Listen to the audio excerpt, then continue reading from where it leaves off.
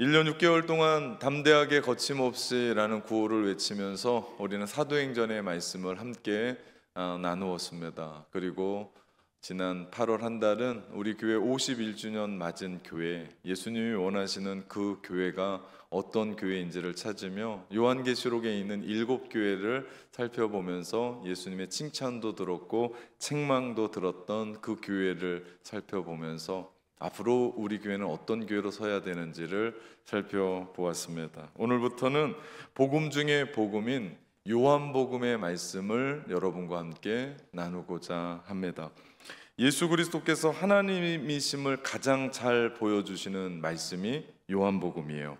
요한복음을 통해 우리 특별히 성령님은 요한을 통하여 이 책의 기록 목적을 아주 상세하게 말씀해 주세요. 그 말씀이 요한복음 20장 31절입니다. 오직 이것을 기록함은 너희로 예수께서 하나님의 아들 그리스도이심을 믿게 하려 하며 또 너희로 믿고 그 이름을 힘입어 생명을 얻게 하려 함이다 말씀합니다. 너무나 분명해요.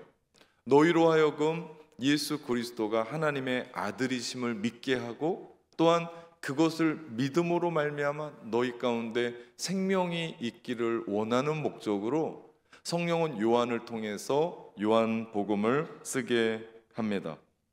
특별히 요한복음을 읽다 보면 살아계신 예수 그리스도의 생생한 음성을 들을 수 있어요. 왜 그러냐면 다른 복음서와는 다르게 요한복음에는 예수님의 육성이 기록되어 있기 때문입니다. 그러기에 우리가 예수님의 음성을 듣고 그분의 영광을 보며 하나님 앞에 나아갈 때 그분을 믿지 않을 수가 없어요.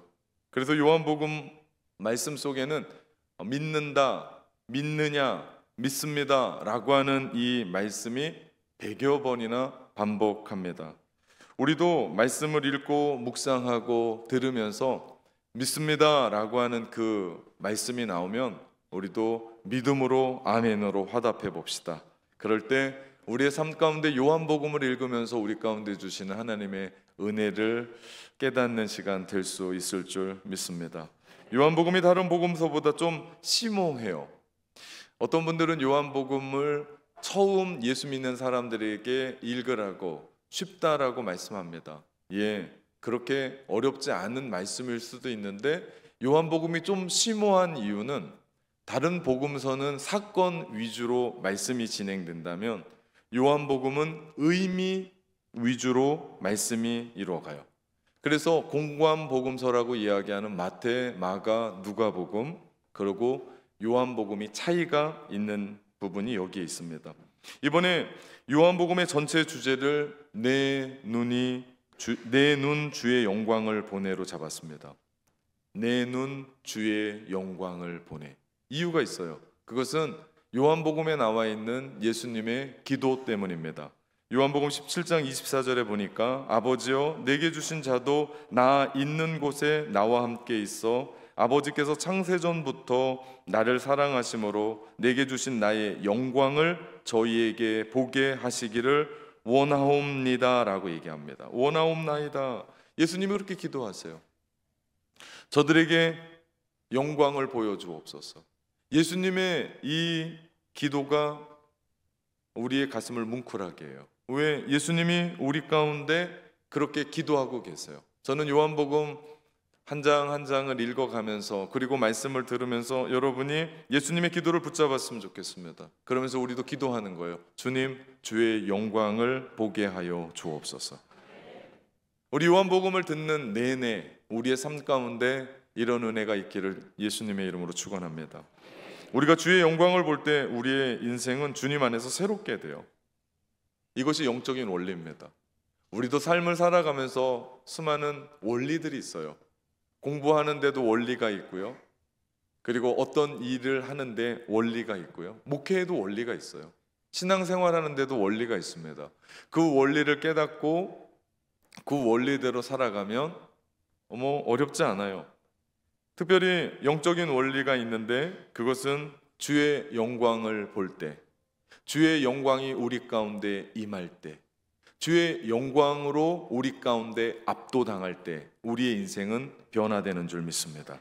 어렸을 때 모래 위에 손을 묻고 모래를 그 위에다 놓고 두드리면서 이렇게 노래하며 논 적이 있어요. 두꺼봐 두꺼봐 헌집 주께 새집 다오. 두꺼봐 두꺼봐 헌집 주께 새집 다오. 그 왜 그렇게 놀았는지 모르겠어요. 우리 동네 아이들이 다 그러고 놀았어요. 왜 두꺼비한테 그런 얘기를 했는지 아무도 몰라요. 아무도 안 알려줘요.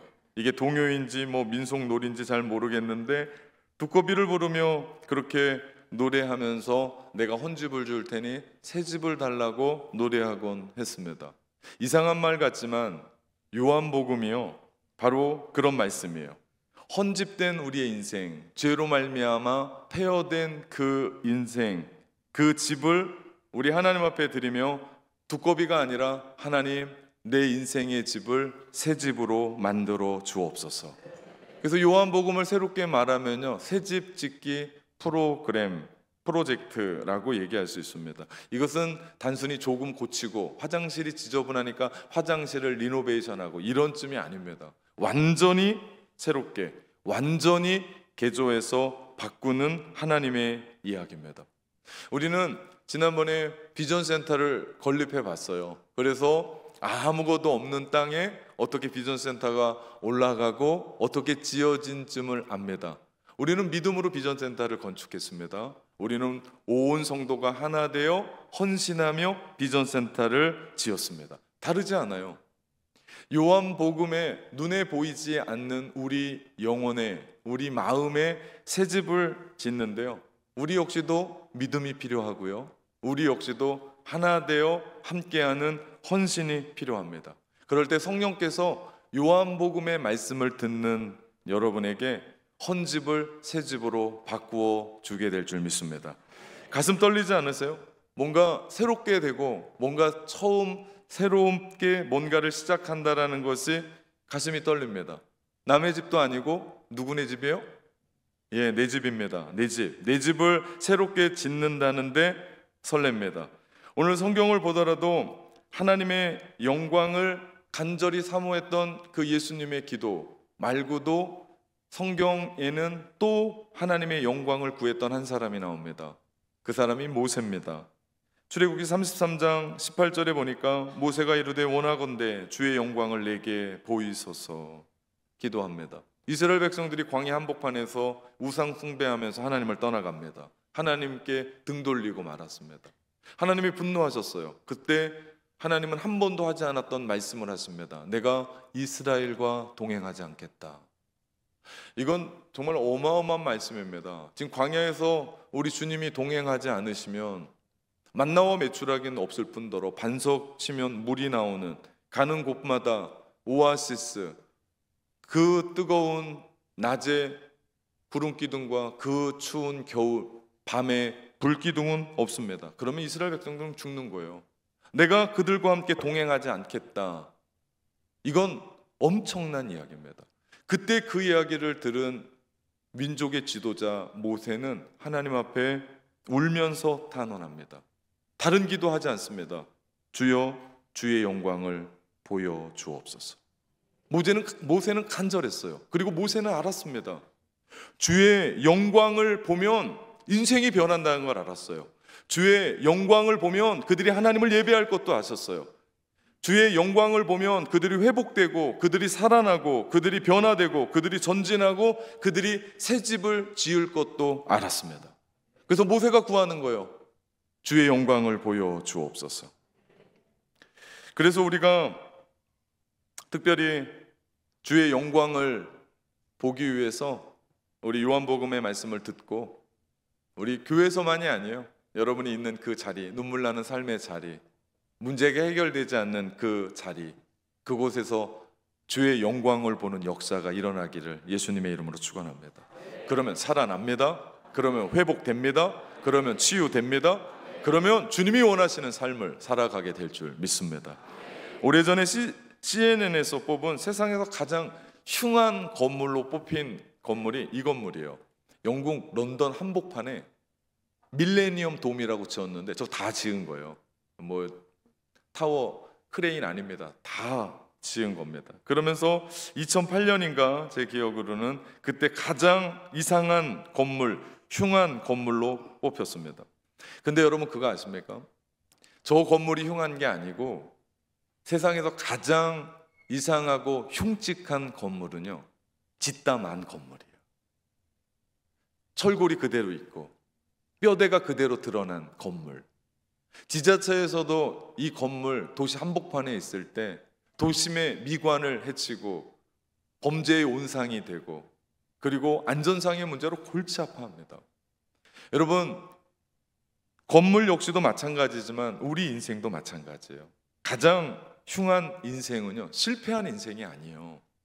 돈이 없는 인생이 아닙니다. 몸이 아픈 인생이 아니에요. 가장 인생에 추하고 흉측한 인생은요, 하나님을 모르는 인생입니다.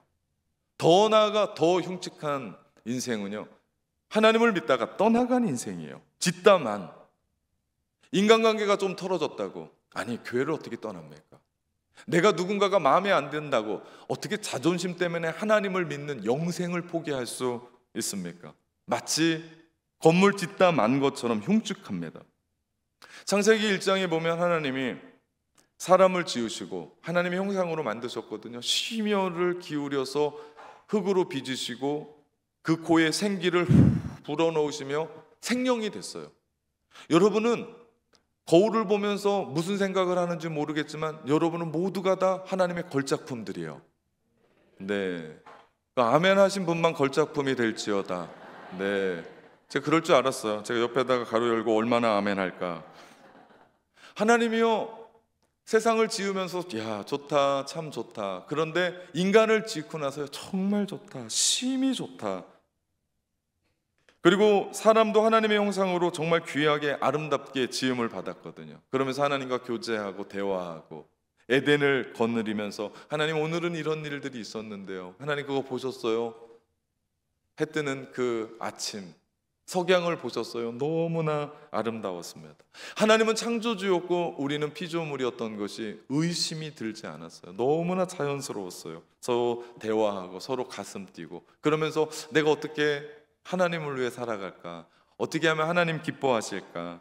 내가 어떻게 하면 하나님께 영광을 돌리며 살 수 있을까? 그 열망으로 살아갔고 하나님도 지극히 우리를 너무나 사랑하셨던, 그러면서 내 마음 가운데 우리 에덴을 거느리면서 에덴에서 일하고 땀 흘리는데 그게 어렵지가 않아요. 기쁨이고 행복이고, 그러면서 그때 사람과 사람에게는 희망이었습니다. 내 뼈 중에 뼈요 살 중에 살이다.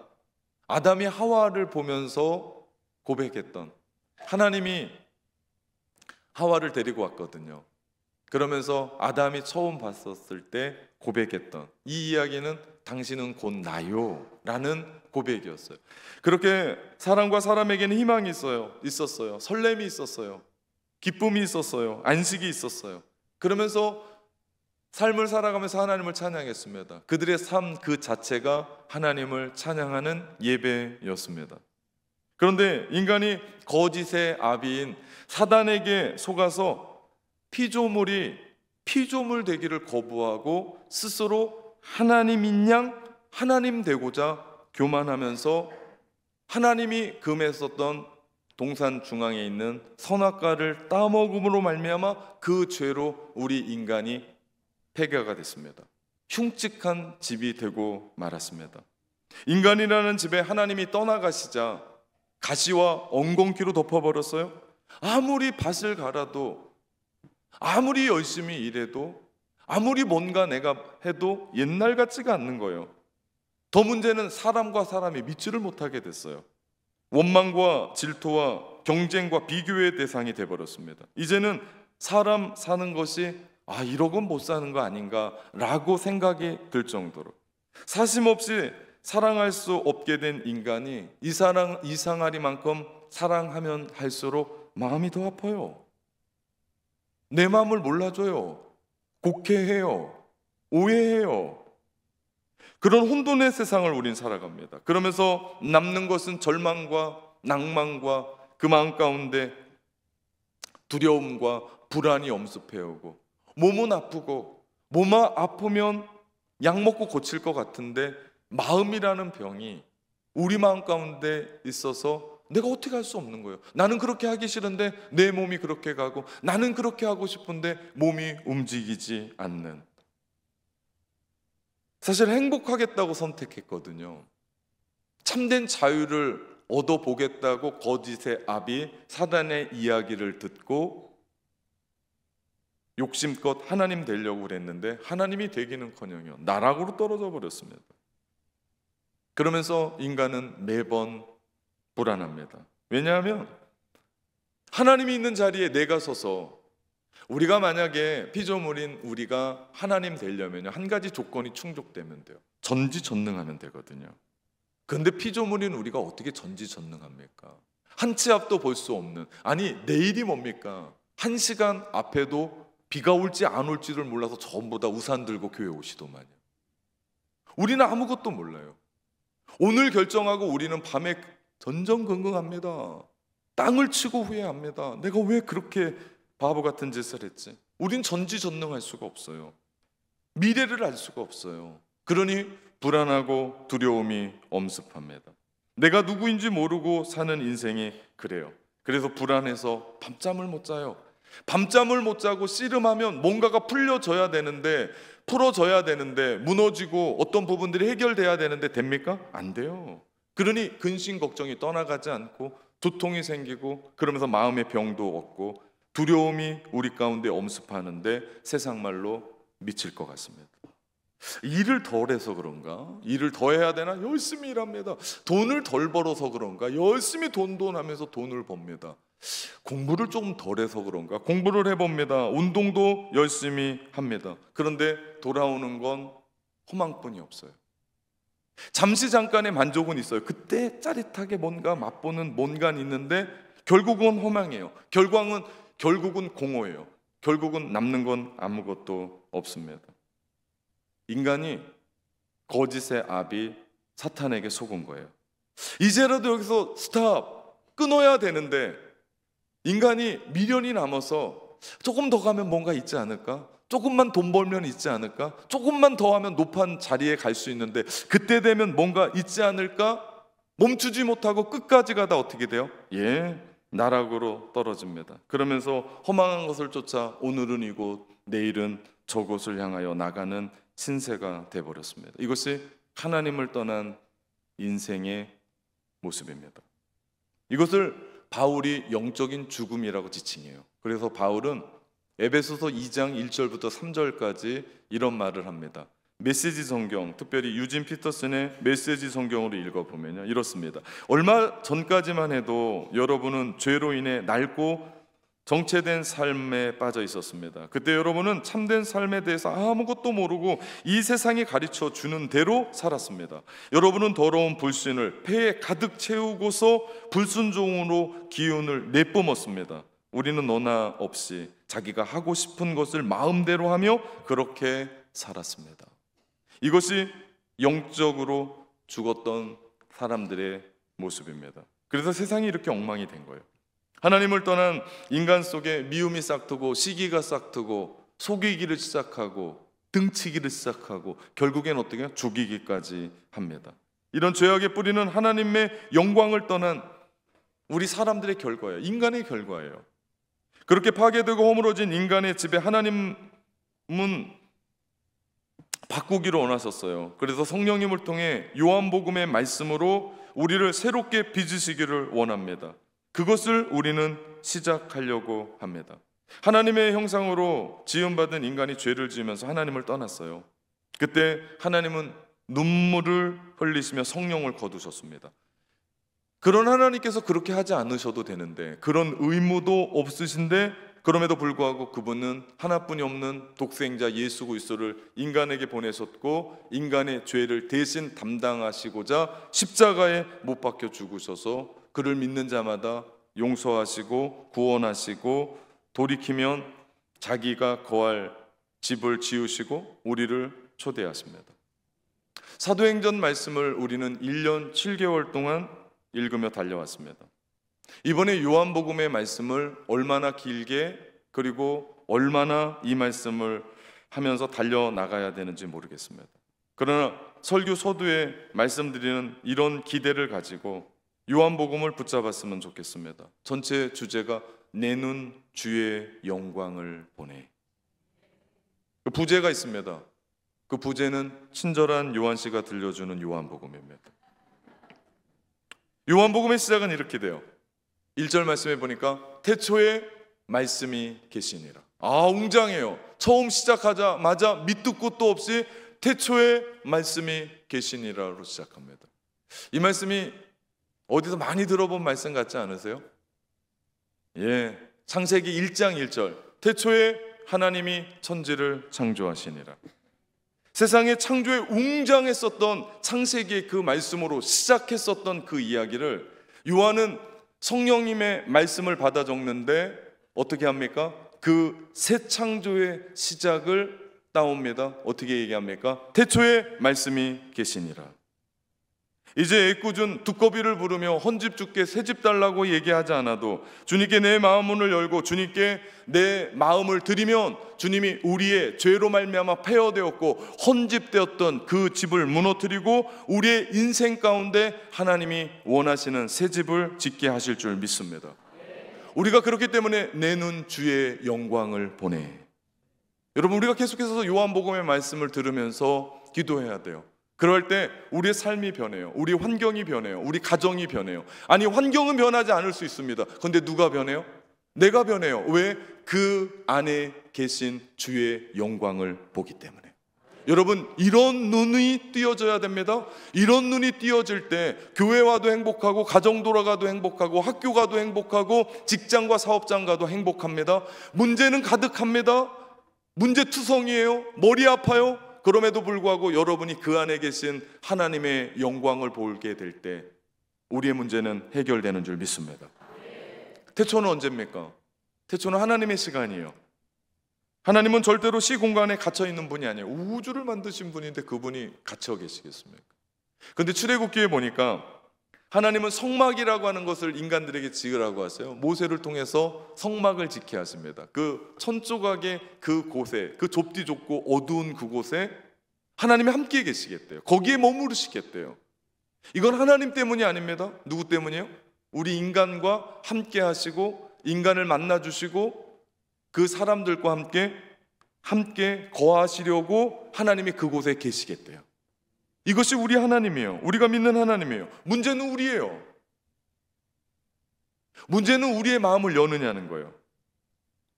주님은 우리의 마음 가운데 침투하지 않으세요? 인격적이세요?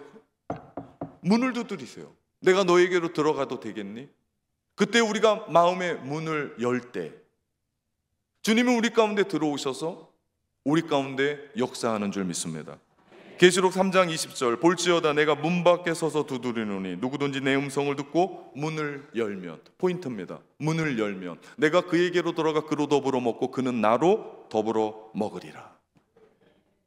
여러분, 요한복음의 말씀을 들으면서 여러분의 마음이 열어져야 돼요. 이건 제가 열 수 없습니다. 여러분의 마음이 성령께서 놓고 하실 때 여셔야 돼요. 요한복음의 말씀을 좀 더 읽어가다면 1장 12절에 이런 말씀이 나옵니다. 영접하는 자, 무슨 얘기입니까? 마음을 여는 자, 믿는 자, 곧 그 이름을 믿는 자들에게는 하나님의 자녀가 되는 권세를 주셨대요. 기가 막힌 말씀입니다. 우리가 그런 사람이에요. 마음의 문을 열기만 하면 주님이 우리 안에 들어오셔서 주님이 내 안에서 만날 뿐만 아니라 내 속에서 어떻게 하신대요? 내게가 그에게로 들어가 그로 더불어 먹고 그는 나로 더불어 먹으리라. 잔치하는 인생, 파티하는 인생, 즐거운 인생 살게 하시겠다고 약속하십니다. 여러분, 신앙생활은 행복해야 돼요. 교회 오면서 이런 얼굴로 하면 안 됩니다. 되게 힘들어요.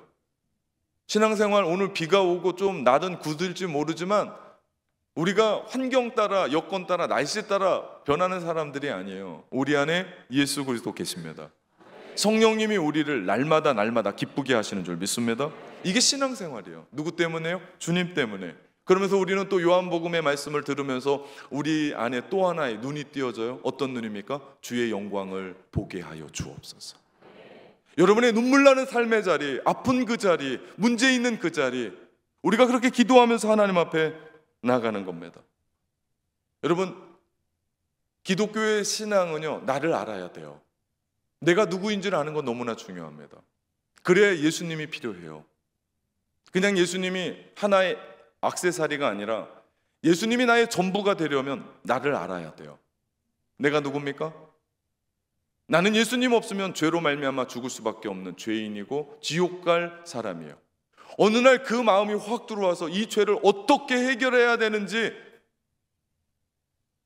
여러 방면으로 살펴보는데 답이 없는 거예요. 그러면서 우리의 죄를 담당하시고 우리 죄를 대신하여 십자가에 죽으신 예수 그리스도를 발견하고 이겁니다. 내가 주님을 믿을 때 구원받고 주님을 믿을 때 영생함을 얻고 내가 주님을 믿을 때 하나님의 자녀가 되는 이 진리를 받아들이고 결국 우리는 예수님이 필요한 거예요. 역시 마찬가지예요. 요한복음의 말씀을 듣는다고 우리의 삶 가운데 새로운 일이 일어나고 새집 짓기 프로젝트가 일어나는 게 아니라 내가 누구인지를 깨달아야 돼요. 무슨 얘기입니까? 우리 집은 몇 평의 아파트입니다. 근사합니다. 새 집입니다. 제가 그거 묻는 거 아니에요. 여러분의 집, 아파트 평수 묻는 게 아니에요. 어디에 사는지 묻는 게 아니에요. 전원주택에 사는지 대저택에 사는지 아무런 상관이 없어요. 정말 중요한 건 내가 누구냐는 거예요. 죄로 말미암아 나의 영혼의 짐이 무너져 있고 죄로 말미암아 나의 집이 흉측한 집이 되었던 나를 깨닫고 성령님께 내 마음을 오픈하며 주님 내 안에 오셔서 요한복음을 통해 성령님 새집 짓기 프로젝트에 내가 동참하며 나의 새로운 영적인 집, 보이지 않는 집을 세워 가겠습니다. 여러분, 이 마음이 우리 가운데 있을 때 주님이 우리 가운데 들어오셔서 요한복음을 듣는 낙원교회 성도들 그렇게 만드실 줄 믿습니다. 태초에 하나님이 천지를 창조하시니라. 창세기의 주어는 하나님이세요. 요한복음에 태초에 말씀이 계시니라. 주어가 말씀이세요. 아니, 왜 이렇게 다른가? 다른 게 아니에요. 지금 요한은 창세전에 함께 계셨던 그 다른 존재를 성도들에게 소개하고 싶은 거예요. 요한은 지금 이 글을 읽는 사람들에게 간절하게 보고 싶은 그 대상이 하나님이셨고 말씀이시고 로고스로 우리 함께 계신 예수 그리스도. 요한이 계속해서 우리 가운데 들려주고자 하는 한 분, 소개하고자 하는 한 분, 그분은 하나님 되시는 예수 그리스도입니다. 창세기는 태초를 이야기하고 있습니다. 태초에 창세기 1장 2절에 보니까 공허했대요. 혼돈했대요. 흑암으로 가득했대요. 이 세상이 시작되기 전의 이 일입니다. 그런데 그곳에 3절에 가니까 하나님이 이르시되 빛이 있으라 하면서 말씀이 들어가기 시작합니다. 그랬더니 그 공허하고 혼돈하고 어둠이 있던 그곳에 어둠은 사라지고 질서가 생기고 혼돈 속에서는 질서 그리고 그곳을 채워지기를 시작합니다. 말씀이 곧 하나님이세요. 창조주 하나님의 말씀이 우리 가운데 우리 인생이 공허하고 혼돈하고 흑암 속에 있을 때, 어둠 속에 있을 때 하나님의 말씀이 우리 가운데 들어올 때 혼돈은 질서로, 우리 가운데 공허는 채워짐으로 하나님의 말씀이 우리 가운데 있는 어두움을 내어 몰아가실 줄 믿습니다. 그 말씀이 우리 가운데 있어야 돼요. 그 하나님이 우리 가운데 있어야 됩니다. 그렇게 허물어진 인간의 삶, 영적인 혼란과 혼돈, 붕괴한 어떤 삶의 이야기를 돈으로 해결할 수 없습니다. 윤리로 해결할 수 없습니다. 한국 경제가 세계 1등을 달려도 이것은 해결할 수 있는 문제가 아닙니다. 오직 창조의 말씀으로 가능한 줄 믿습니다. 저는 여러분에게 묻고 싶은 게 있습니다. 요한복음을 듣는 여러분에게 진지하게 묻고 싶은 게 있습니다. 여러분은 영적인 새 집을 짓기 원하십니까? 그렇다면 한 가지가 확실해야 돼요. 그것은 우리 안에, 누구 안에요? 내 안에 말씀이신 예수 그리스도가 들어가 있습니다.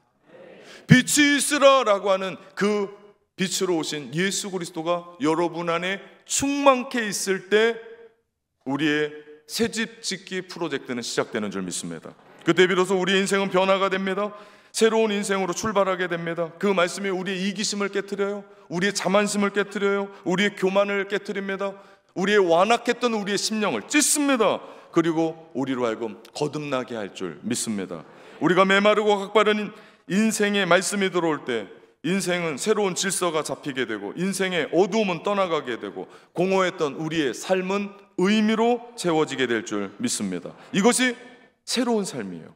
성령님께서 우리의 새 집을 지어 가세요. 우리 모두는 공사 중이에요. 앞에서 설교하는 사람도 완벽해서 설교하는 게 아니라 지어져 가는 거예요. 성령님과 함께 지어져 갑니다. 우리가 비전센터 지으면서 보았지만 먼지도 무지 나요. 청소할 게 너무나 많아요. 그리고 통행에 불편합니다. 그래서 우리는 공사 중에 자리에 가면 통행에 불편을 끼쳐서 죄송합니다, 현장 배이라고 쓰여져 있는 문구를 봅니다. 우리 모두는 지어져 가는 사람들이에요. 완벽한 사람들이 아니에요. 그렇기 때문에 넘어질 수 있습니다. 흔들릴 수 있습니다. 먼지가 날리고 아직 뚜렷하게 뭔가 보이지 않을 수 있어요. 그러나 비전센터 다 짓고 나서 겉을 쌓았던 그것들을 떼내니까 아름다운 비전센터가 그 안에 있었습니다. 우리도 마찬가지입니다. 흔들리고 넘어지고 연약하고 심지어는 시험에 들어 어려울지 모르지만 그럼에도 불구하고 성령 안에서 우리가 함께 지어져 갈 때 어떻게 지어지는지 모릅니다. 미래가 보이지 않습니다. 어떤 모형이 있는지도 모르겠습니다. 그러나 끝까지 주님과 함께 주님 붙잡고 성령 안에서 함께 되어져 갈 때 그 보호됐던 보호막이 거칠 때 비로소 완성된 하나님의 새 집을 보게 될 줄 믿습니다. 저는 여러분을 축복합니다. 이렇게 하나님 안에서 아름답게 말씀으로 지어가는 낙원의 성도들, 그래서 주님의 영광을 보는 삶, 그런 삶을 살아내는 믿음의 백성들로 지어져 가기를 예수 그리스도의 이름으로 축원합니다.